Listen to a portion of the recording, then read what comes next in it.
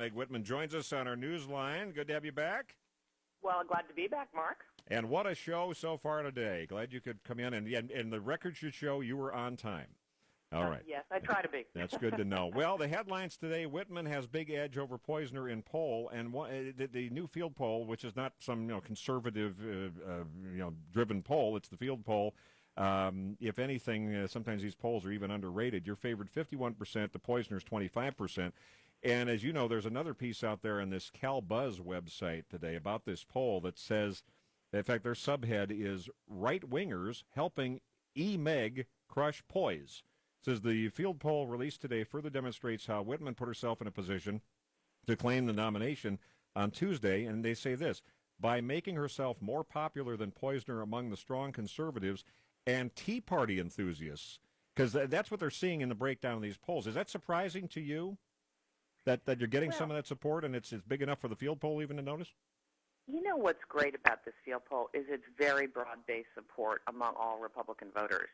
Age, gender, race, conservative, middle of the road. And I think what it speaks to is my focus on jobs and the economy, on getting wild and out of control Sacramento spending under control and fixing our K-12 education system is resonating with Republicans of all stripes. So what I'm delighted about is how broad-based the support is. I think that bodes really well for November, and I'm excited about where we are. What do you say to people who keep claiming that somehow that you're not a real conservative and there are the people with the other candidates? It's such a crowded field on the GOP side. I mean, these other people that many have never heard of in the rundown, maybe wonderful people, but, I keep hearing that, well, she's not really a consistent conservative. And actually the rap is the same on Poizner in some areas. So how do you mesh that and what you're seeing in the support? It's got to drive you nuts. Well, I just get out every single day and meet voters and tell them, what I stand for. And the truth is, Mark, you will not find a tougher, more determined fiscal conservative than me. And, I was successful in business for 30 years, taking eBay from a startup to a Fortune 500 company because I stuck to those core conservative economic principles. Starting with, oh, by the way, you cannot spend more money than you take in, which the folks in Sacramento seem to forget. And we have got to get our fiscal house in order. And that is going to be essential in terms of getting the economy back on track and getting Californians back to work. One of the big things this week about doing just that is the focus or lack thereof or lack of prioritization in the Assembly and State Senate. On one hand, you have something good like Chelsea's Law making it through the latest hurdle yesterday. And then you also have the obsession they've had this week with plastic bags. And I understand the plastic bags are nasty on the roadside and they can cost a lot to clean up and so forth, but it just seems like the passion is misplaced when we have got an economic issue in the state where we have the job problem, the tax problem, all these things you've been talking about. And then the Assembly and State Senate go down the bunny trail with some stuff that is, in the climate change and everything else. It's like, why now? Why that?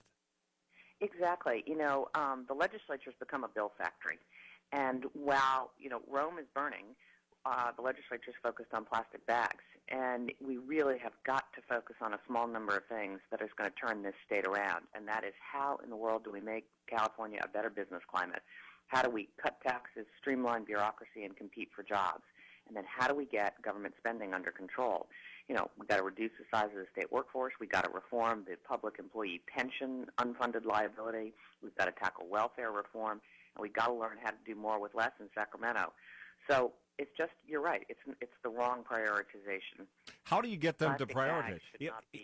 Well, if nothing changes, Meg Whitman, if nothing changes, let's say you win the nomination on Tuesday and the polls are indicating that's the case. You got Jerry Brown out there trying to already pretend that he's Mr. Reasonable, telling you and Poizner to stop squabbling and stop with the negatives. He's trying to look like the elder statesman, hoping people don't look at his record.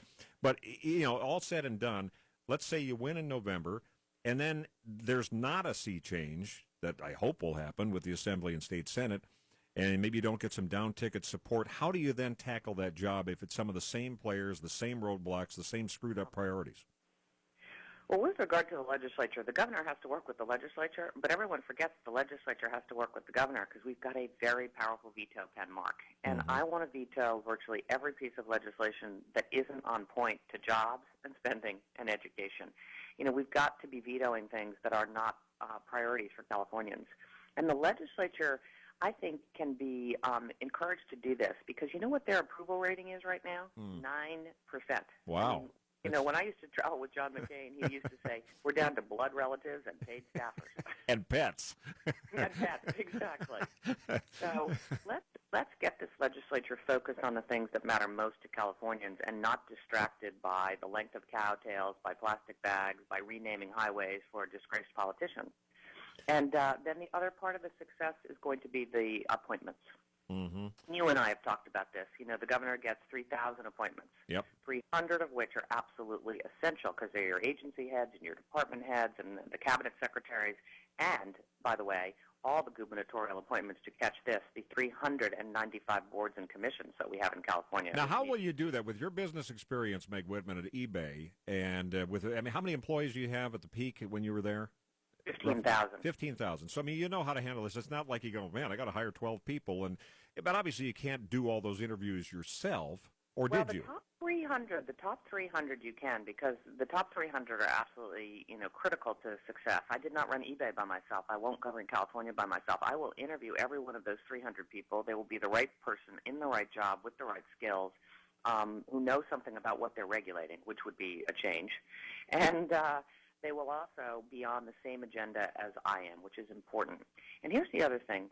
Because I'm not a career politician, I won't do what many politicians do, which is use those appointments for payback. Here's the good news for the people of California. I do not owe anyone anything. And so I will make sure those people are the right people with the right skills who are prepared to change California. What do you make of the report that's out today? In fact, the LA Times had dug this up about Poizner and some of the things that he's been for, not 10, 20 years ago, but as insurance commissioner. There's a memo that the Times found that's marked confidential and draft. Was compiled by longtime Poizner aide Jesse Huff for the insurance commissioner race in 2006.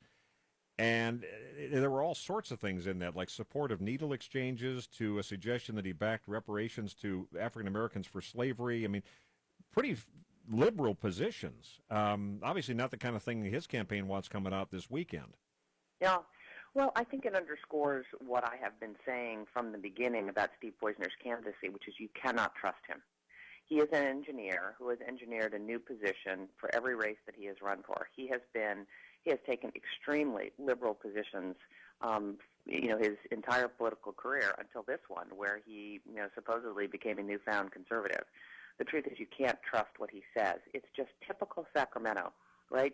People get there, they change their stripes, they turn into something they are not. Well, you know what people are, the people, but his people are saying, Meg, that, Meg Whitman, when she gets there, because politicians all do this, that we'll see a different Meg Whitman.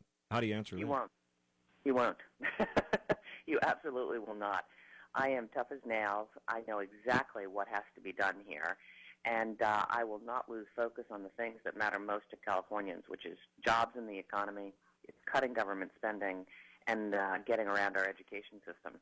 And the truth is, I've had a very successful career for 30 years, and I am doing this to turn California around. I just refuse to sit by and watch what is happening to this state. I mean, doesn't it just break your heart, Mark? Oh, it does. I mean, that's why after being here 34 years, I'm not going to say, I'll move to Texas or I'll do something that, like so many people do, because it's worth fighting for. It's warts and all in California, but that's why I think your message has resonated from the get-go, because you've talked about this kind of Reagan-esque shining city on a hill view of California. We're not ready to say it's all flushed down the toilet yet. And if we don't give it, and that's why, as you know, you're going to be held accountable if you get this gig, that, we'll pull out all these archival tapes and the digits. We don't tape anymore and say, you said you weren't going to change. Because, I've done the same thing with Schwarzenegger, where he's varied on some things that I thought he was going to do when I supported him back in 2003. We're still good friends, but we have a lengthening list of things to discuss. So I'm hoping with you we don't have a long list of, what happened here? Well, listen, I am very used to being held accountable. As CEO of companies, you have to be held accountable. And I know everything that I say I will be held accountable for. And that's why I actually put together the most detailed policy plan of any candidate, my 48-page policy book, because I want to be held accountable to that.